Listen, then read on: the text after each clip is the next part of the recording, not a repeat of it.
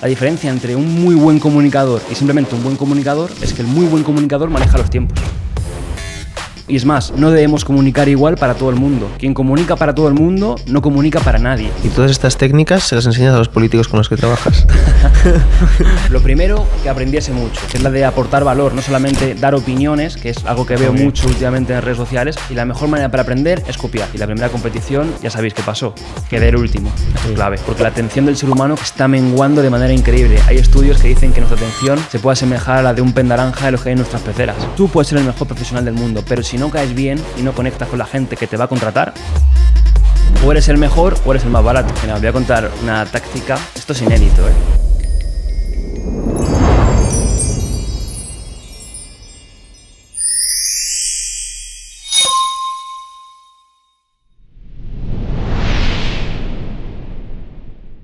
Muy buenas y bienvenidos a un nuevo episodio de Inédito. Hoy estamos con Santiago, conferenciante, experto en comunicación y doctor en educación. ¿Qué tal, Santiago? ¿Cómo estás? ¿Qué tal? ¿Cómo estáis, chicos? Un placer estar aquí. Genial, lo mismo digo. Quería preguntarte, para que tú te introdujeses a ti mismo, quién es Santiago y qué debemos saber de él para entender la persona que tenemos aquí delante.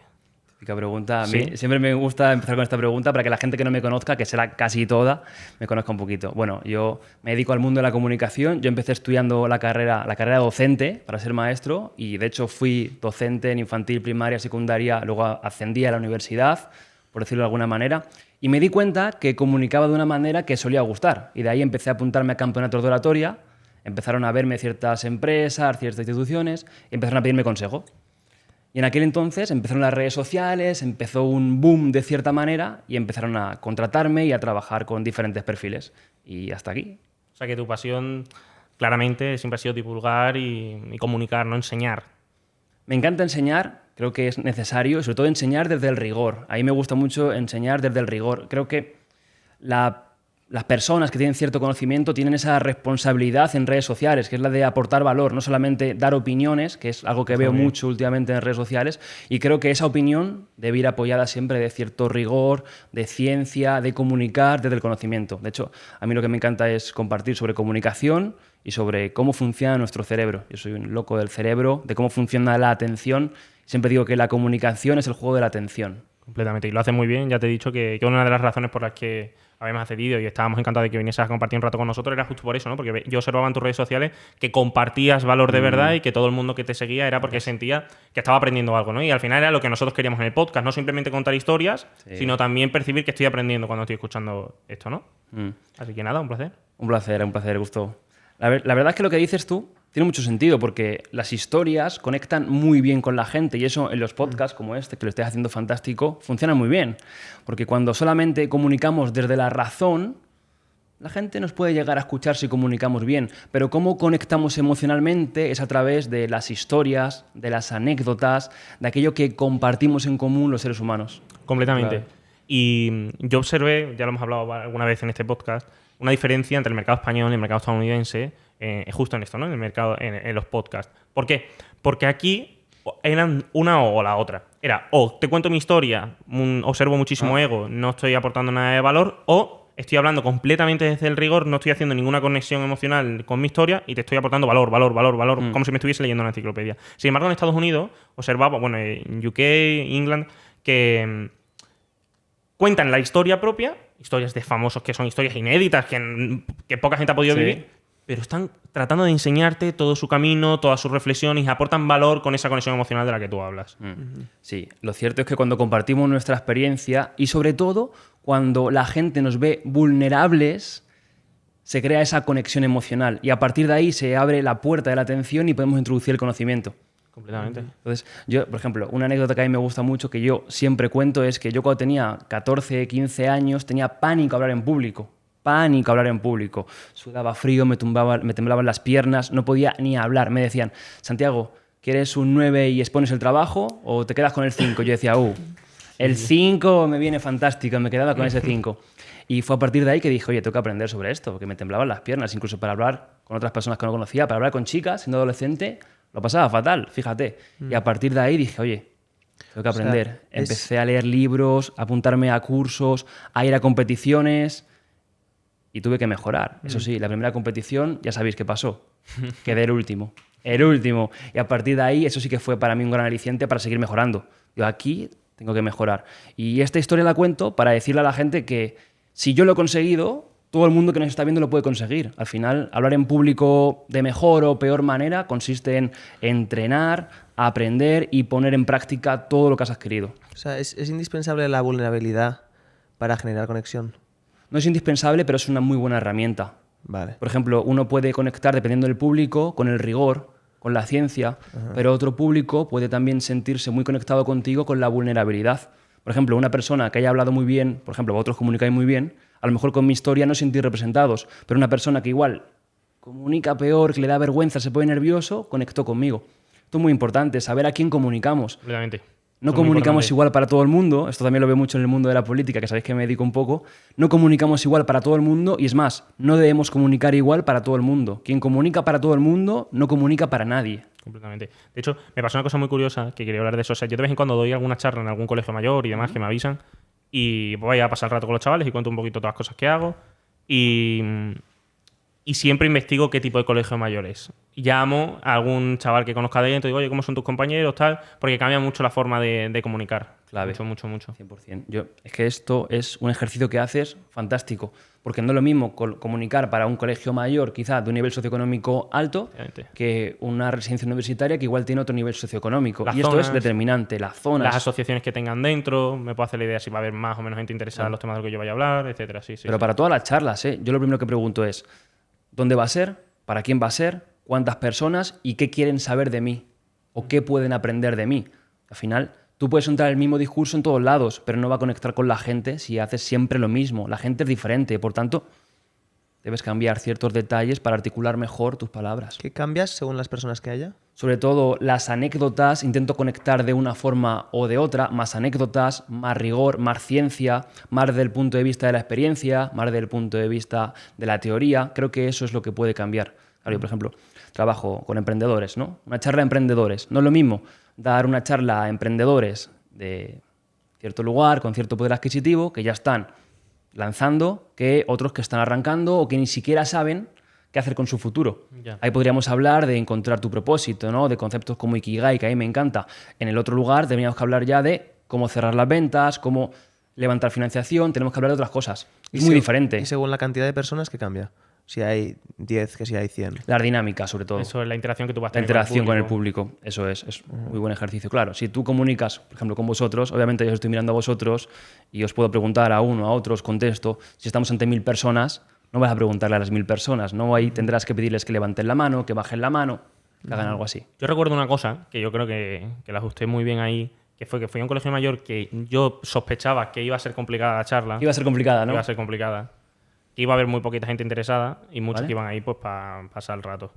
Y lo que hice fue que la primera diapositiva puse algo que sabía que les iba a sorprender sí o sí, para que toda esa faceta gracioseta que iban a llevar Claro. la iba a cortar de una. Porque lo iban a ver y viendo eso iban a decir, vale, ya no me puedo reír ¿Qué del chaval. pusiste? ¿Qué pusiste? Pues puse una diagrafía basada con los números y todos que estaban manejando los proyectos, la primera. Y dije, bueno, esto es así, si atendéis os explicaré pues, qué razonamientos hago yo detrás de todo eso para llegar y gestionar todo esto. Sobre tus resultados, ¿no? Sí, ahí ya se cortó todo el mundo interesado.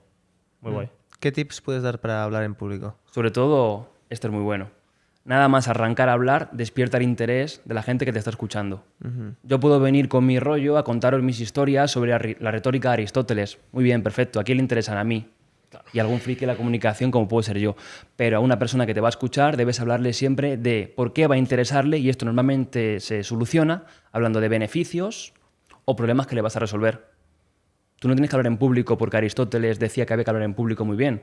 Tienes que hablar en público porque tu proyecto va a ir mejor y vas a evitarte pasarlo mal encima de un escenario. Pero, por ejemplo, a mí, esto que comentas de Aristóteles, me interesa más que X beneficio o lo que sea. Sí. Me interesa. ¿Cómo sabes a qué público le interesa según qué cosa? Estudiando a la gente antes. De hecho, ya lo habéis visto que yo he hecho con vosotros. Sí, ¿Qué les sí. puede interesar? ¿Qué no les puede interesar? Siempre hay que interesarse un poquito por el público que va a escucharte. Nos tiene analizados entero. Y cuando nos has analizado, ¿qué has pensado que no nos podía interesar? Que no os podía interesar. No. Os he visto En gente general, con ganas de ok. aprender, gente con ganas de emprender. Y además, por los invitados que habéis traído, creo que queréis valor. No Sí. queréis anécdotas, mi opinión. Creo que queréis valor. Y creo que eso siempre es de aplaudir. Completamente. Y entonces, tú me dices que no es algo que desde pequeñito te haya apasionado. No, nada. Que, bueno, pues que al final fue un poco un reto que tú te pusiste a ti mismo, le fuiste encontrando el gusanillo. ¿Y cuáles son esos primeros pasos? ¿Tú llegaste a ser doctor, como hemos dicho? Sí. Y ahí ya eras experto en comunicación, viene después, ¿cómo va? Ahí estaba compitiendo ya en la Liga de Debate Universitario, que a la gente que nos esté viendo le recomiendo 100% que se apunte. Yo este año fui jurado de la final nacional y para mí es una experiencia increíble, Liga de Debate. Y luego también 3MT, que es un concurso internacional, ahí lo gané y fue durante el doctorado. Y durante esa etapa estuve desarrollando mis habilidades. ¿Qué pasaba? Que yo ofrecía mis talleres de comunicación, mis conferencias a empresas, universidades. La gente pasaba de mí. Ahí me di cuenta que la clave de todo es la atención. Ahora mismo quizá tengo más focos encima que los que tenía antes. Y de hecho ahora me llaman, me contactan para dar charlas, asesorías. Antes no, porque antes nadie me conocía. Ya. No importa lo bueno que seas si nadie te conoce. De hecho, tú has tenido un crecimiento muy exponencial en redes sociales porque yo recuerdo verte el año pasado. ¿Cuántos seguidores tenías a principio del año pasado, septiembre? No lo sé. Es una cosa, esto también lo recomiendo a todo el mundo, que es que se desvincule de datos, que es un castigo constante, pero sí, estos 2 últimos años ha sido un boom tremendo. Sí. ¿Crees que es malo centrarse en los datos? Sí. Pero puede ser una motivación también. Al O final, una frustración. o una frustración, claro.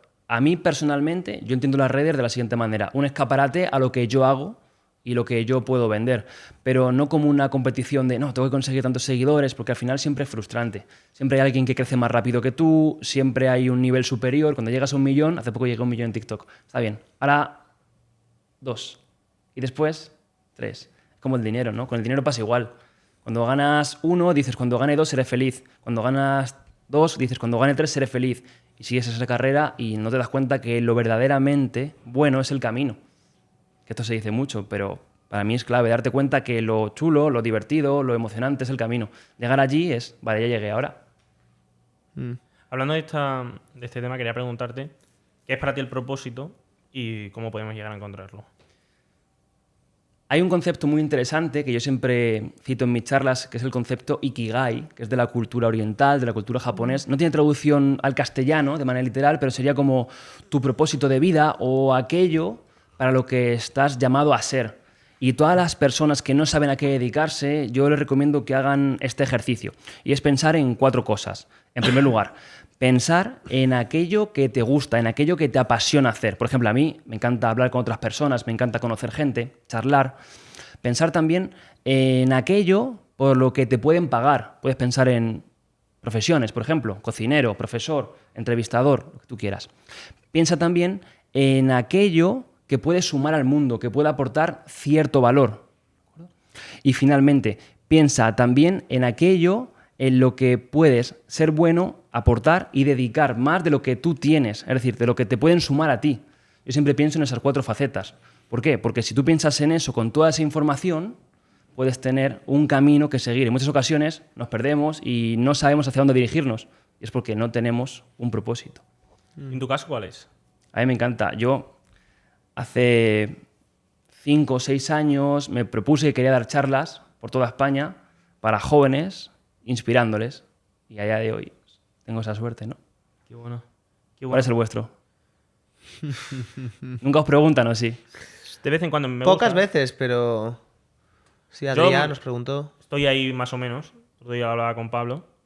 Yo creo que mi propósito es crear. Crear. Sí, me gusta mucho la creatividad, pero en el sentido empresarial y de aportar valor socialmente. Nunca he pensado que... Nunca se me ha dado bien la música, nunca se me ha dado bien el arte, pero sí que me percibo que soy creativo, que tengo mente estratégica para estas cosas y me gustaría poder dedicarme a eso, que lo que se pusiese en valor fuese eso y pasase de un proyecto a otro y estuviese las fases iniciales, pues en ese brainstorming, en ese planteamiento a largo plazo, etcétera. Muy bueno. ¿El tuyo? Yo no lo tengo claro, la verdad. Pero estoy feliz. O sea, quiero decirte, tengo un problema y es que el tiempo me pasa muy rápido. Ya. Eso me preocupa. O sea, hace 2 días estamos en verano y ya estoy pensando en a finales del año que viene, que se va a hacer en diciembre, que no sé qué hay que montar. Bueno, y eso me preocupa. Eso es Pero bueno. eso significa que, claro, significa que... Eso es bueno, eso es que os gusta lo que hacéis, pero también yo siempre recomiendo a todo el mundo que se tome por lo menos un minutillo, 2 al día para pensar en el aquí y en el ahora. Hay muchas rutinas de este tipo, ¿no? Por ejemplo, escribir 5 cosas que te hacen feliz cada día y 5 cosas nuevas cada día. Sistema de activación reticular se activa y busca aquello que te hace feliz y que no has hablado de ello el día anterior. Yo lo que llevo varios días yéndome a la cama es pensando en que tengo que sacar 5 minutos antes de dormirme para agradecer a gente. Porque voy tan acelerado que se me pasa. Y es un fallo muy grande. Porque luego me despierto y digo, hostia, voy a dar las gracias a esta persona, muchas gracias por estar aquí, muchas gracias por no sé qué. Al final somos seres sociales. Está muy bien. Somos seres sociales. Lo decíamos antes de la entrevista. Todos contactos, con quién te llevas bien, con quién no te llevas bien. Si te das cuenta, la gente solo hace negocios con personas que le caen bien. Tú puedes ser el mejor profesional, no sé, mi trabajo, ¿no? Asesor de comunicación, conferencias. Tú puedes ser el mejor profesional del mundo, pero si no caes bien y no conectas con la gente que te va a contratar, no hay manera. ¿Qué hay que hacer para caer bien? Una de las cosas posiblemente más fáciles para caer bien es conocer a la persona, saberse su nombre e interesarse por aquello que le hace feliz. El otro día lo hablaba también contigo, digo, porque soy muy observador también como tú, y me fijaba en todas estas personas con las que últimamente pues, estamos comiendo y demás, y cómo lo hacen para pues, llevar también y dirigir también las reuniones o dirigir también las comidas.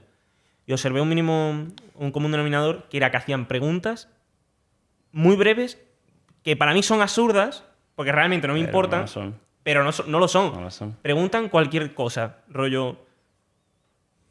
pero cualquier cosa. ¿La espalda? ¿Qué te duele la espalda? Sí, ¿y eso? ¿Desde cuándo tienes dolor de espalda?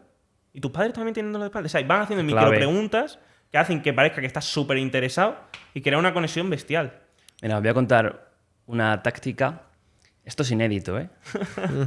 Una cosa que me gusta hacer a mí y lo suelo hacer cada poco tiempo es todas las personas interesantes que conozco, que por suerte son la mayoría o todas, apunto en un documento que tengo su nombre, cómo las conocí y qué les interesa. Cuando vuelvo a ver a esa persona, le pregunto, nombre, ¿qué tal va? Eso te hace conectar muchísimo con la gente. Eso... Pero entonces, ¿el interés puede ser premeditado? O sea, no ha de ser... Debe ser sincero. Es clave que sea sincero. Pues lo estás apuntando en un papel. Sí, porque me interesa realmente. Claro, ten en cuenta que las personas que tengo la suerte de conocer, joder, mira, hoy con vosotros, ¿no? Ya.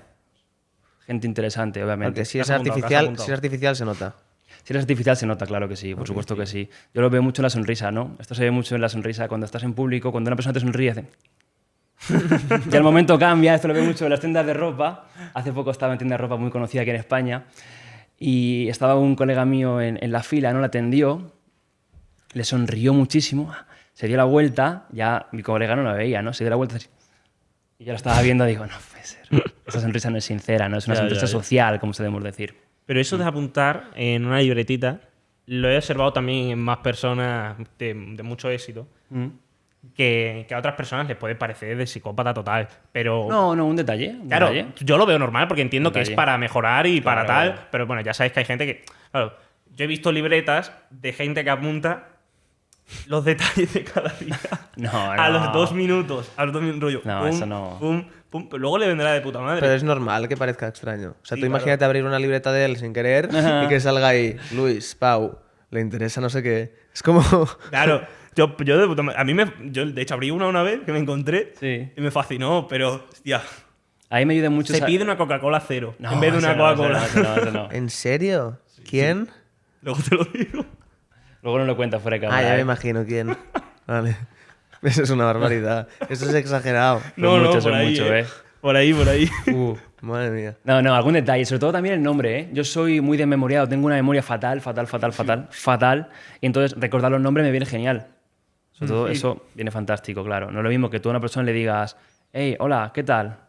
Digas, hola, ¿qué tal, Pau? ¿Cómo estás? Ya. Hola, ¿qué tal, Luis? ¿Cómo Yo estás? tengo memoria, pero hay gente que va a otro nivel. O sea, otro día estábamos con una persona, me quedé fascinado. Una memoria, rollo. Sí. Cosas que le dicen terceros de otra persona, Ujú. que sería información que tú pasarías de corrida. Sí. Y se acuerdan de la zona del tal. Los cerebros humanos funcionan de manera diferente, ¿no? Sí, sí. Siempre pienso eso. ¿Cómo haces para hacer ver que te sabes el nombre de alguien? Yo murmuro. Cuando voy a presentar a alguien digo, tal. No, sabiéndotelo. Claro, es la clave. Si no te lo sabes... Hay Mal. un truco muy bueno, que ya habréis escuchado, que es el de... ¿Verdad? ¿Cómo te llamabas? Te dices un ¿Cómo te nombre súper llamabas? extrañado y dices, no, el apellido, hombre. Yo se uso mucho también. Ah, ¿Cómo te sí. llamabas? Eso está bien. Sobre todo para apuntar el número en el móvil con el nombre. No, pero apellido, eso es. Como te llamaba, funciona muy bien. Hay uno que también dicen que funciona, te lo puedo decir por si acaso sirve. Cuando te dicen el nombre de una persona, entonces como que simulas escribirla en un papel de manera invisible.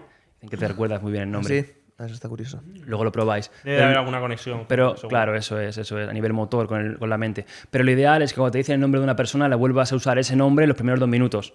Ya. Nuestra memoria funciona así, como os he dicho, me encanta el cerebro. Todo lo que no se practica se olvida. Eso se llama repetición espaciada o speed repetition, ¿no? Es más típico en la literatura. Entonces, si tú practicas la repetición de un nombre mentalmente, se te queda.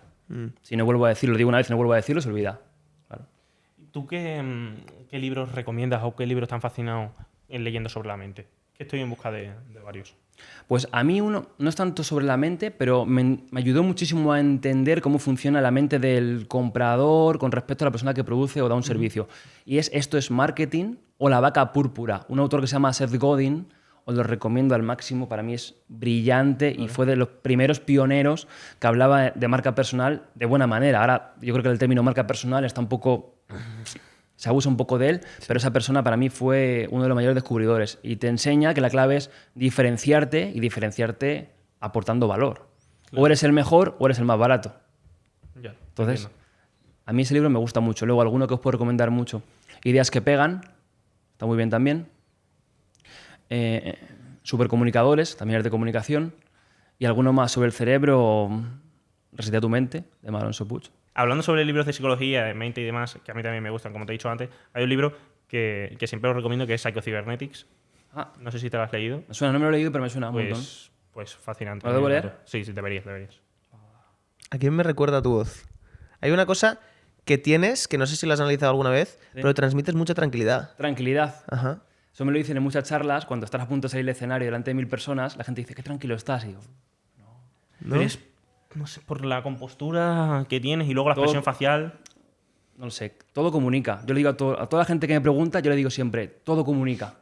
Incluso cuando no comunicas, también estás comunicando, porque el silencio también es una forma de comunicación.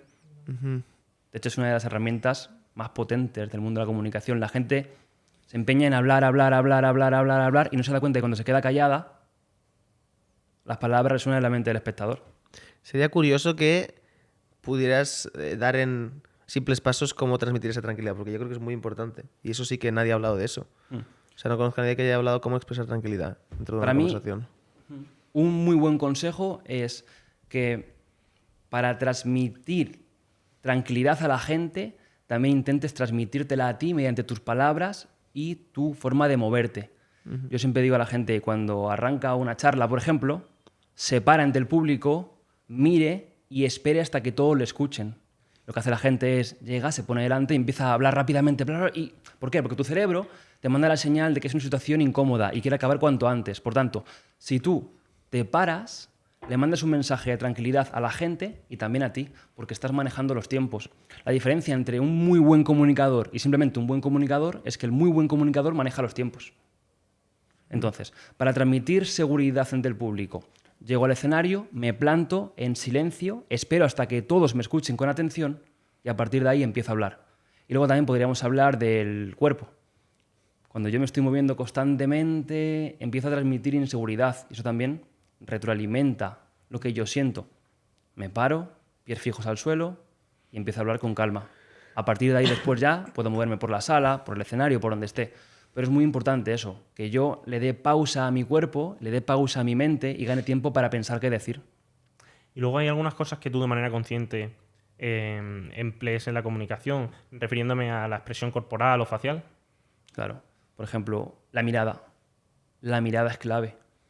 No es lo mismo que tú des una charla y estés mirando al suelo, porque vas a parecer totalmente inseguro, o estés mirando al techo, porque va a parecer que te has olvidado el discurso, a que mires a los ojos de la gente. Sobre todo cuando estás en un gran escenario, la gente no sabe si miras a esa persona en concreto o a una que está detrás o delante. Sin embargo, esa conexión a través de los ojos conecta emocionalmente. Y eso transmite mucha seguridad. Una persona que mira al suelo transmite inseguridad. Una persona que mira a los ojos transmite confianza, transmite credibilidad, incluso transmite cercanía. Pero hay miradas penetrantes y la tuya no es penetrante. También depende mucho de los tiempos. Por ejemplo, hay un truco que yo recomiendo mucho que es el de tirar del hilo. Cuando una persona no te está escuchando demasiado, la miras unos segundos más y te acaba mirando. Esto lo hacía mucho nuestros profesores de pequeño, la típica maestra que está despistado y te llega, te mira y tú dices... y sientes una mirada penetrante encima de tu cabeza y dices, joder, y prestas atención, ¿no? Esto funciona muy bien. Sin embargo, si tú miras demasiado tiempo, esa persona se puede sentir incómoda. La clave es mirar con cercanía, con sinceridad y no demasiados segundos. 3, 4, 5, ahí puede Y estar en bien. cuanto a expresión corporal, las manos, brazos, piernas. Yo siempre recomiendo movimientos calmados y que complementen tu mensaje verbal. Es decir, si yo estoy hablando rápido para generar estrés en el público que me está escuchando, debo mover mi cuerpo y mis manos un poquito más rápido. Si yo quiero transmitir calma, paciencia, el poder de la espera, mi cuerpo debe ir con mis palabras y con el ritmo de mi voz. Siempre tienes las palmas paradas hacia arriba también. No tiene por qué. Estos son clásicos de la retórica, ¿no? Yo, por ejemplo, tenía un maestro de oratoria que siempre me decía, cuando tú hables en público, posiciona Alexander para arrancar, que es de pie, con los brazos hacia abajo, y a partir de ahí empiezas a comunicar. Luego en la tele también se dice mucho, manos hacia adelante. Yo confío más en la naturalidad, sobre todo en esta época de redes sociales, de conferencias que son más dinámicas, más cercanas. Creo que no hay que ceñirse a este comportamiento no verbal es correcto, este es incorrecto. Hay que hacer lo que te haga sentir a ti seguro y lo que te haga verte seguro con respecto a la gente que te está escuchando. ¿Has dicho que también es importante moverse por la sala? Sobre todo, hay una estrategia que funciona muy bien. Cuando tú quieres cambiar de tema o de idea, te vas a otro lado de la sala. Y eso marca el cambio de tema. Por ejemplo, yo hablo del pasado, hablo del presente y hablo del futuro. Y voy moviéndome por la sala. Y ese movimiento marca también el cambio temporal. ¿Y todas estas técnicas se las enseñas a los políticos con los que trabajas? ¿Te gusta ese tema? ¿A Pablo le gusta ese tema? Sí, a la gente con la que trabajo, sean políticos, emprendedores, gente de empresa. Sí, son claves. Y yo siempre digo que son como muchos puntitos que es complicado de dominar por separado, pero cuando ya coges soltura y entrenamiento, los unes y te conviertes en un gran comunicador. ¿Qué diferencia el entrenamiento de un político del de un emprendedor en la comunicación? Al final, los dos buscan la misma cosa, que es llamar la atención y convencer.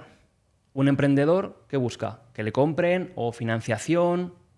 Un político, ¿qué busca? Que confíen en él o que le voten.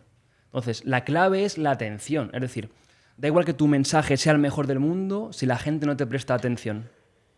Yo siempre he pensado que cuando emito un mensaje es como agua de lluvia que cae, cae, cae. Mi mensaje, mi conocimiento es agua de lluvia.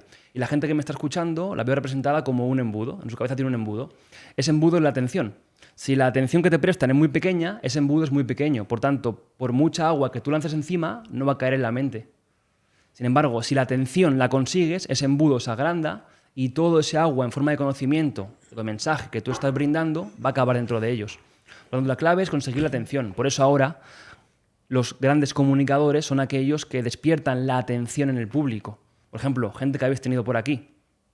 Ethan lo hace muy bien, capta muy bien la atención del público. Enrique Tomás también lo hace muy bien. ¿Quién más? Carlos Latter lo hace muy bien. Brillante. Y además tiene el componente que es muy diferente al resto. Llamar la atención también se basa en ser diferente al resto. Que lo tienes muy fácil, Carlos, porque literalmente estás dejando de prestar atención, te imita una persona y tú te quedas loco y otra vez ya estás completamente. Si os dais cuenta, lo que hace muy bien es manejar muy bien los tiempos. Sabe cuándo sí y cuándo no. Cuándo toca estar serio y cuándo toca ser dinámico. Cuándo hay que darle velocidad a la entrevista y cuándo hay que pararla un poquito. Eso lo hace fantástico. Eso son muchas tablas, muchos años y mucha experiencia. Y ser diferente es una de las claves. Yo con los políticos que trabajo le digo siempre eso. Ser diferente es una baza a tu favor. Si lo veis, muchos políticos parecen cortados con la misma tijera y todos son iguales. Sin embargo, aquellos que destacan Son los que llevo yo. son los que brillan más. ¿Puede ser que Santiago preparase el podcast de la pija y la Kinky con Pedro Sánchez? No. Bueno, ojo, está diciendo que no ya, ¿eh? Ojo, podemos ir descartando. Y podemos ir descartando. Yo me hago una imagen desde el primer momento. ¿Sí? Yo creo que sí. Luego me la dice te la después de... Por ejemplo, imaginemos, ¿no? Pongámonos en la situación hipotética de que alguien quiere ser el orador número 1 de España.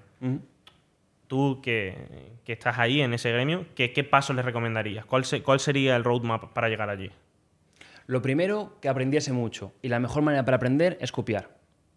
Yo le digo a todo el mundo, si tú quieres aprender, lee muchos libros, ve muchos podcasts, escucha buenos audios, pero si quieres aprender rápido, copia a los mejores. Copia a las personas que hacen mejor que tú aquello que tú quieres aprender. ¿Quiénes son para mí los mejores comunicadores a nivel de conferencias actualmente? Por ejemplo, me gusta mucho Marian Rojas Estapé, me gusta mucho Mar Alonso Puig,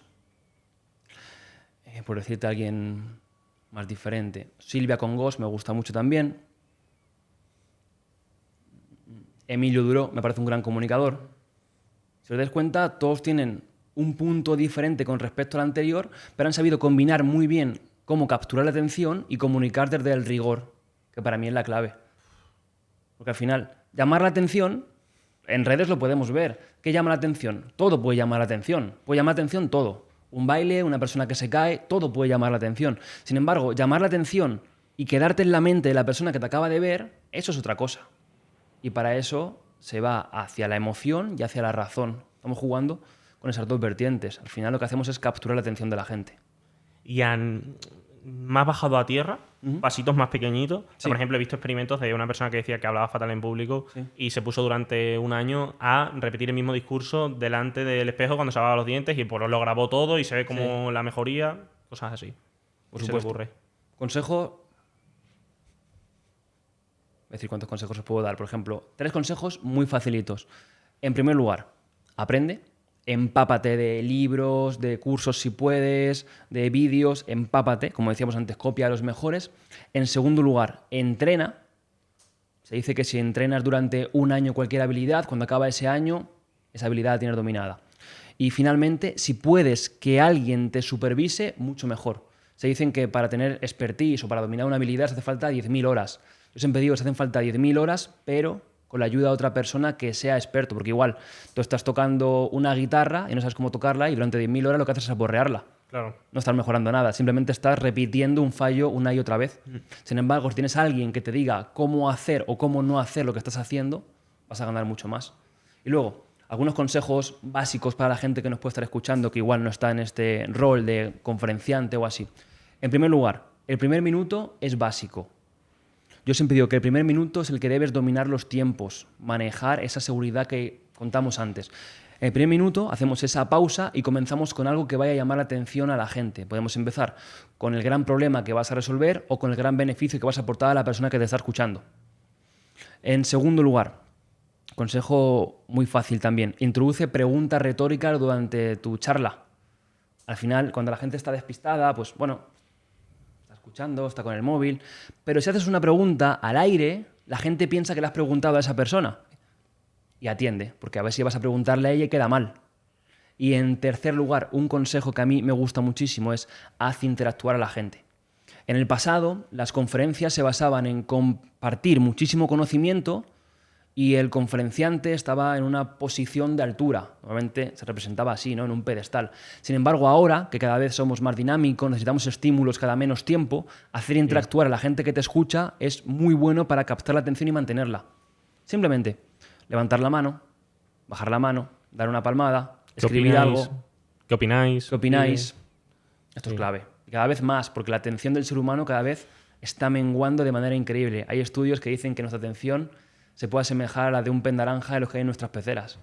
Sí, sí, es mortal. Yo di una charla recientemente en un colegio de segundo bachillerato y o me movía por la sala y les hacía escribir. Yo lo hice todo práctico.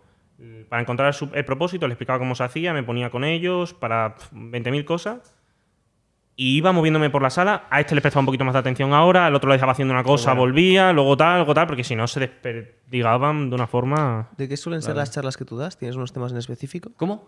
¿De qué suelen ser las charlas que tú das? O sea, ¿tienen unos temas en específico o depende? La que mejor funciona, la que más se contrata, es la que se llama el valor de las palabras, que es de motivación. Una charla motivadora para encontrar tu propósito y darte pues, ese primer paso que debes arrancar con él para lanzar cualquier idea de éxito.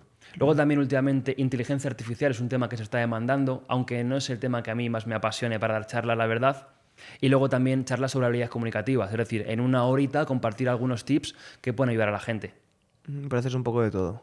No, sobre todo eso, comunicación Ok. y propósito Ok. es la clave. Motivar.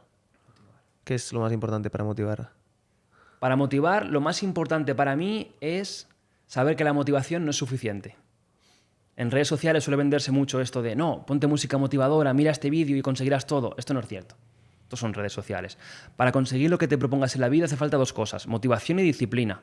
La motivación es ese primer paso que necesitas para arrancar, pero la disciplina es ese segundo paso que te hace caminar. Tú puedes ser la persona más motivada del mundo o incluso tú puedes ser la persona más talentosa del mundo, pero la disciplina siempre vence. Se retroalimentan, yo creo. Puedes estar muy motivado si no tienes disciplina, no funciona de nada. Y puedes ser muy disciplinado, pero si no estás motivado te va a costar mucho. Totalmente. Sobre todo a la larga. En el primer paso, las dos son importantes, pero sobre todo a la larga, sobre todo si estáis en un proyecto como este, lo habéis visto, es motivación te puede durar, ¿cuánto? Un día, dos, pero después disciplina. Luego al final esto es como una ola, ¿no? Yo siempre hago también el juego de talento y disciplina. La gente piensa que el talento es suficiente. Yo pensaba esto cuando era un poquito más joven, pensaba que con dar una charla era suficiente con lo que sabía, con el talento. Bueno, llegaba allí, improvisaba y era suficiente. Eso está bien si quieres un 6 en la vida, pero si quieres un 10, tienes que juntar todo. Ya. Talento, disciplina y sobre todo tiempo. Darle tiempo. El tiempo. Al principio has comentado, me acabo de acordar, que es importante centrarse en no tener 10 cosas, sino en tener una sola y ubicarse en eso. ¿Por qué crees que eso es tan importante? Normalmente hay un refrán en nuestro país que dice que mucho abarca, poco aprieta. Y creo que tiene mucha razón. Cuando estás en muchas cosas, pero ¿a cuánto? Al 10, al 15%. Sin embargo, cuando estás en una cosa, estás al 100%. Y aunque estés en muchas cosas, puedes tener buenos resultados, eso está claro. Pero lo ideal es que te centres en un proyecto. A mí, Siempre. no siempre, pero a mí una cosa que me ayuda mucho es una tarea. Determino un tiempo y hasta que no acabo esa tarea no paso a otra. Si no tiene fecha de caducidad, se la pongo. Hay una cosa muy interesante que yo recomiendo a todo el mundo, que es la ley de Parkinson. Se dice que cualquier tarea que no tenga fecha de fin establecida se prolonga en el tiempo de manera infinita. Sin embargo, si le ponemos una fecha de fin a una tarea que tenemos que hacer, encontramos la manera de hacerla en esa fecha. Seguramente nos ha pasado a todos. Trabajo para mañana y no tenías ni idea del trabajo. Encuentras la manera de hacerlo. ¿Por qué? Porque tu cerebro entiende que cuando hay una fecha de fin, tiene que apretar de la manera más efectiva posible para conseguirlo. Pero pasa exactamente, o sea, es el mismo efecto para los exámenes. Por eso mucha gente no es capaz de aprobar exámenes, pero cuando es la última convocatoria la aprueba sí o sí. Eso es. O tiene que Ley de Parkinson, 100%. tiene una nota de corte para entrar a una universidad y la saca sí o sí. Eso es. También, cuando tenemos un objetivo, es fácil de perseguirlo. Cuando no hay ningún objetivo, es complicado ni siquiera avanzar, porque no sabes hacia dónde. Pero tiene la motivación, entonces la disciplina es muy complicado que te siga algo. Claro, eso es. Hay una frase que a mí me gusta mucho que es: no hay buen viento para el barco que no sabe hacia dónde va. Completamente. La clave. La importancia del propósito. Al final todo está alineado. Yo le digo que todo sigue una línea. Hay una frase de Steve Jobs que a mí me encanta, ¿no? Que es que solamente puedes unir los puntos una vez has acabado el camino, ¿no? Efectivamente. Sí, bueno, pues tengamos en cuenta todas las cosas que hemos nombrado aquí y espero que luego al mirar atrás, pues todo el mundo pueda Seguro que sí. conectarlo. A vosotros os irá bien, yo lo sé. Y a ti. Ha sido un placer, Santiago, y nos vemos pronto. Un placer. Bueno, muchas gracias a todos y muchas gracias a vosotros.